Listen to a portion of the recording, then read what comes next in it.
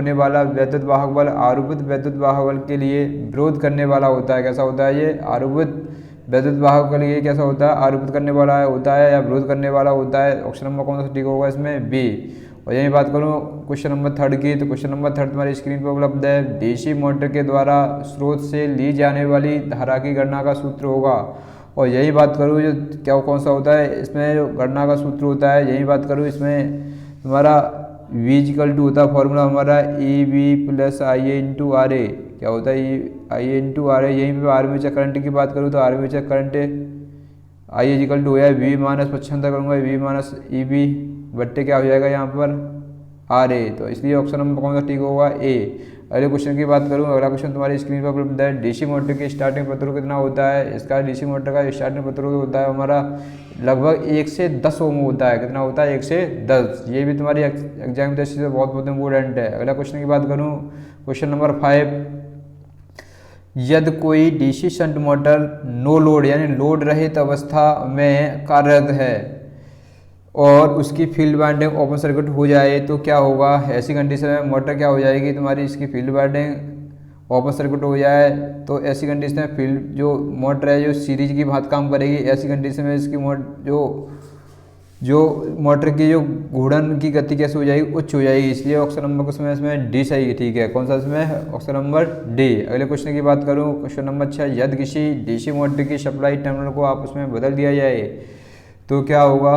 ऐसी कंडीशन में मोटर की जो घूर्णन दिशा वो कैसे हो जाएगी? तुम्हारी परिवर्तित हो जाएगी। इसलिए ऑप्शन नंबर कौन सा ठीक है इसमें? बी। कौन सा ठीक है इसमें? बी। अगले क्वेश्चन की बात करूं, अगला क्वेश्चन तुम्हारी स्क्रीन पर उपलब्ध है। Question number 7। क्वेश्चन नंबर 7 दिया है तुम्हारा, डीसी मोटर के साथ प्रयुक्त स्टार्टर का मुख्य काम होता है। जो डीसी मोटर में जो तुम्हारा स्टार्टर लगा होता है, स्टार्टर का काम होता है धारा को सीमित करना, यानी स्टार्टर ने धारा को सीमित कर लिया। इसलिए ऑप्शन नंबर कौन सा ठीक होगा? बी होगा इसमें। अगले क्वेश्चन की बात करूँ, क्वेश्चन नंबर 8। क्वेश्चन नंबर 8 तुम्हारी स्क्रीन पर उपलब्ध है। यदि किसी कार्यरत डीसी सीरीज मोटर को फील्ड वाइंडिंग अचानक ओपन सर्किट हो जाए, यानी हमारी डीसी सीरीज मोटर है उसकी फील्ड वाइंडिंग अचानक कैसे हो जाए? ओपन सर्किट हो जाए। ऐसी कंडीशन में मोटर क्या हो जाएगी? रुक जाएगी। तो इसी ऑप्शन नंबर कौन सा होगा? बी ठीक होगा।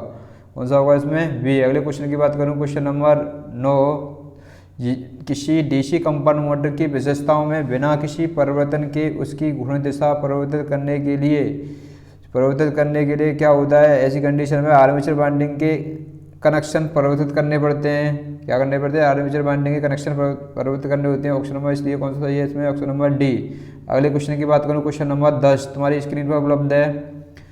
120 वोल्ट पर कार्य करने वाली डीसी मोटर में विरोधी ईएमएफ का मान 110 वोल्ट हो तो 0.5 ओम प्रतिरोध वाले आर्मेचर में धारा प्रभावित होगी। तो इसमें जो धारा प्रभावित होगी इसका जो फॉर्मूला होता है बच्चों पहले बताया था, आई ए इक्वल टू होता है हमारा वी माइनस ई वी बट्टे क्या होता है? R A. तो यहीं मैं बात करूं जो तुम्हारा वोल्टेज दिया तुम्हारा 120, कितना दिया तुम्हारा? 120 दिया है। तो 120 में यानी 120 में से मैं 110 को घटा दूँ, 120 में से 110 को घटा दूँ तो जो रेजिस्टेंस दिया है 0.5 यानी 0.5 1/2 बोल सकता हूँ इसे। इसी के द्वारा क्या निकाल सकता हूँ मैं? आर्मेचर धारा। आइए यदि मैं बात करूँ दोनों में जो तुम्हारा 120 में 10 घटाता हूँ तो कितना आ जाएगा? 10 बट्टे कितना? 1/2। पहले का मैं तीसरे से गुणा कर लूँगा तो कितना आ जाएगा तुम्हारा? 20। कितना आ जाएगा? 20 एम्पियर। इसलिए ऑप्शन नंबर कौन सा ठीक है इसमें? ए। अगले क्वेश्चन की बात करूँ तुम्हारी स्क्रीन पर है, किसी विद्युत मोटर की नेम प्लेट पर अंकित शक्ति होती है। तो क्या होती है तुम्हारी इसकी नेम प्लेट पर? क्या होती है? शाफ्ट पर उपलब्ध शक्ति को ही होती है तुम्हारी जो नेम प्लेट पर अंकित शक्ति होती है। अगले क्वेश्चन की बात करूँ, क्वेश्चन नंबर 12 की बात करूँ, क्वेश्चन नंबर 12 तुम्हारी स्क्रीन पर उपलब्ध है। डीसी मोटर के आर्मेचर ड्रम को लैमिनेटर बनाया जाता है जिससे कि जैसे तुमने देखा होगा डीसी मोटर का जो आर्मेचर होता है उसे लैमिनेटर बनाया जाता है जिससे क्या होती है तुम्हारी एडी धारा क्षति का मान कैसा हो जाता है? कम हो जाता है। इसलिए ऑप्शन नंबर कौन सा ठीक है इसमें? बी। अगले क्वेश्चन की बात करूं, अगला क्वेश्चन तुम्हारी स्क्रीन पर उपलब्ध है। तो अगला क्वेश्चन है तुम्हारा question number 13, DC series motor को बिना लोड लगाए स्टार्ट करने का प्रभाव होगा। डीसी मोटर को हम बिना लोड लगाए स्टार्ट करने पर ऐसी कंडीशन में क्या होगी? मोटर की जो स्पीड हो जाएगी इतनी अधिक हो जाएगी जिससे तुम्हारी जो मोटर का जो फाउंडेशन क्या हो सकता है? डैमेज भी हो सकता है। ऐसी कंडीशन में हमें बिना लोड के सीरीज मोटर को नहीं चलाना चाहिए। क्या बोल सकते हैं इसमें घूर्णन की गति कैसे हो जाएगी, बढ़ जाएगी। ऑप्शन नंबर कौन सा ठीक है इसमें बी। अगले क्वेश्चन की बात करूँ, question number 14, cumulative compound DC motor में लोड बढ़ाने से, जब कम्युलेटिव कंपाउंड मोटर से बोल सकते हैं हम संचयी कंपाउंड डीसी मोटर में लोड बनाने से क्या होगी, घूर्णन गति कैसे हो जाएगी, घट जाएगी। तो इसलिए ऑप्शन नंबर कौन सा है इसमें बी। अगले क्वेश्चन की बात करूँ, अगला क्वेश्चन तुम्हारी स्क्रीन पर उपलब्ध है। अगला क्वेश्चन है तुम्हारा क्वेश्चन नंबर 15।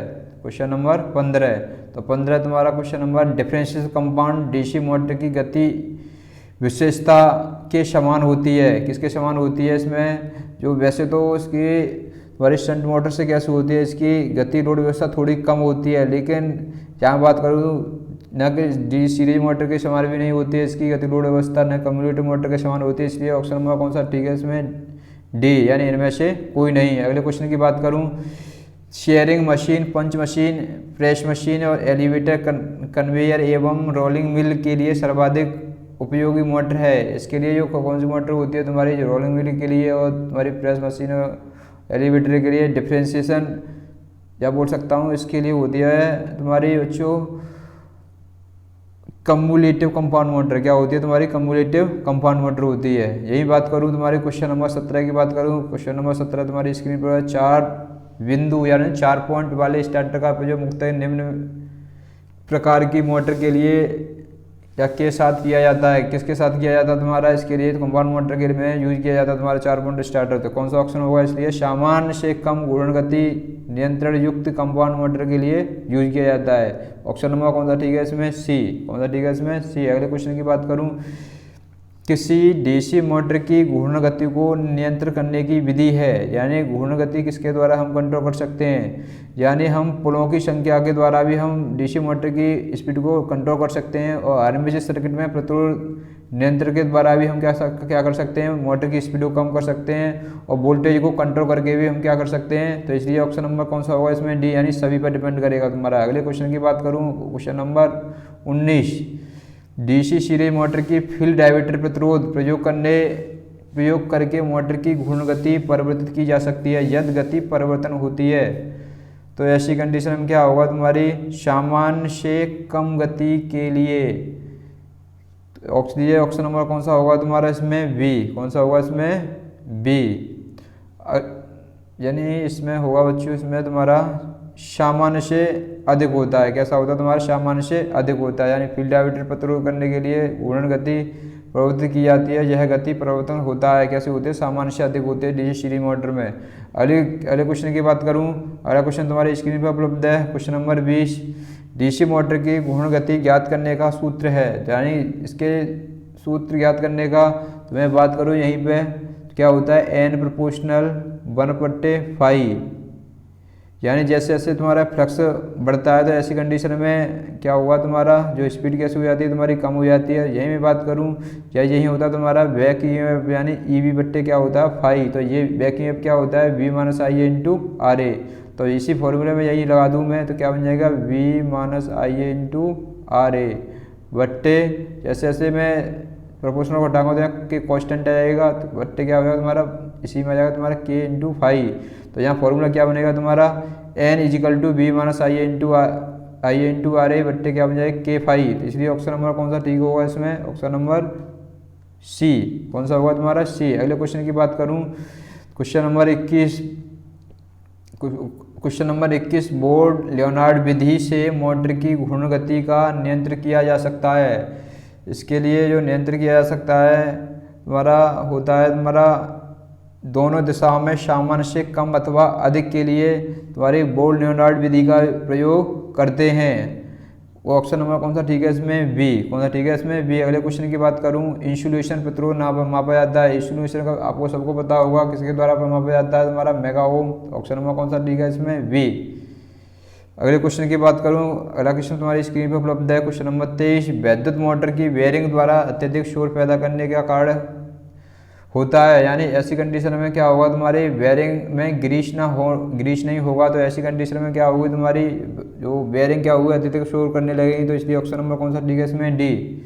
अगले क्वेश्चन की बात करूं, क्वेश्चन नंबर 24, डीसी मोटर या जनित्र में डमी कॉयल प्रयोग करने का उद्देश्य है। यानी डमी कॉइल जो लगाई जाती है तुम्हारी डीसी जनरेटर में, जो डमी कॉइल लगाई जाती है डीसी जनरेटर में, उसका उद्देश्य है, यानी उसका उद्देश्य होता है तुम्हारा जो आर्मेचर में यांत्रिक संतुलन स्थापित करने के लिए। क्या होता है? आर्मेचर में यांत्रिक संतुलन स्थापित करने के लिए। ऑप्शन नंबर कौन सा ठीक है इसमें? सी। अगले क्वेश्चन की बात करूँ मैं यही, तो अगला क्वेश्चन है तुम्हारा, स्टार्टिंग के समय किसी डीसी मोटर में विरोधी ईएमएफ का मान होता है, यानी विरोधी ईएमएफ कितना होता है, यानी जब मोटर हमारी स्टार्टिंग के समय यानी बैक ईएमएफ कितना होता है हमारा? शून्य होता है। कितना होता है हमारा? शून्य स्टार्टिंग कंडीशन में। ये भी तुम्हारे एग्जाम की दृष्टि से बहुत, इसलिए ऑप्शन नंबर कौन सा होगा? डी। अगले क्वेश्चन की बात करूँ, क्वेश्चन नंबर 26, किसी कार्यरत डीसी शंट मोटर की घूर्ण गति को उसकी सामान्य गति से कुछ कम करने के लिए, यानी उसके कम करने के लिए क्या किया जाता है? तुम्हारा आर्मेचर सर्किट का प्रतिरोध को बढ़ाया जाता है। इसलिए ऑप्शन नंबर कौन सा सही होगा इसमें? ए। कौन सा होगा? ए। अगले क्वेश्चन की बात करूं, मोटर की घूर्ण गति के नियंत्रण के लिए टेप्ड फील्ड नियंत्रण विधि का प्रयोग किया जाता है, यानी स्पीड कंट्रोल के लिए तुम्हारी जो टेप्ड फील्ड कंट्रोल मेथड होता है, इसके द्वारा क्या करते हैं? डीसी सीरीज मोटर की स्पीड को क्या किया जाता है? तुम्हारा कम किया जाता है तुम्हारा, स्पीड यानी कंट्रोल की जा सकती है। तो इसलिए ऑप्शन नंबर कौन सा होगा तुम्हारा? ए। कौन सा होगा तुम्हारा? ए। अगले क्वेश्चन की बात करूं, क्वेश्चन नंबर 28, तो क्वेश्चन नंबर 28 है तुम्हारे, डीसी शंट मोटर का लोड बनाने से उसकी घूर्ण गति कैसे हो जाती है, यानी डीसी शंट मोटर की जो लोड बढ़ा होगा तो ऐसी कंडीशन में थोड़ा सा अंतर आता है स्पीड पर, तो इसलिए कुछ स्पीड कैसे हो जाती है? कम हो जाती है, कुछ घट जाती है। ऑप्शन नंबर कौन सा होगा तुम्हारा? बी।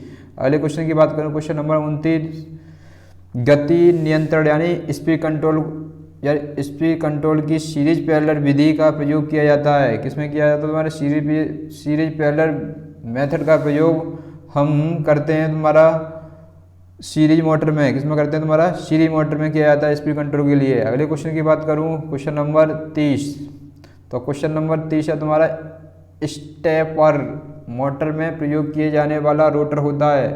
तो इसमें जो स्टेपर मोटर में जो प्रयोग किए जाने वाला जो रोटर होता है तुम्हारा, जो होता है तुम्हारा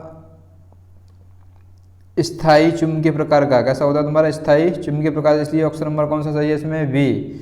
अब मैं अगले क्वेश्चन की बात करता हूँ, क्वेश्चन नंबर 31, लास्ट क्वेश्चन है तुम्हारा एग्जाम की दृष्टि से, यही बात करूँ मैं, बहुत इंपॉर्टेंट है तुम्हारा। डीसी, यदि मैं बात करूँ डीसी मोटर का स्टार्ट करने पर, यानी डीसी मोटर को जब स्टार्ट करने पर आप देखते हैं कि वह झटके से चालू होता है, इस प्रभाव को, दोष को हम क्या कह सकते हैं? यानी ऐसी कंडीशन में जो स्टार्टर का जो कॉन्टैक्ट गड्ढा युक्त है, ऐसी कंडीशन में तुम्हारा क्या होगा? जो डीसी मोटर के स्टार्ट करने में आप देखते हैं कि वह झटके से चालू होता है, ये यानी ऐसी कंडीशन में क्या होता है तुम्हारा? इस प्रभाव का दोष हो सकता है। ऑप्शन नंबर कौन सा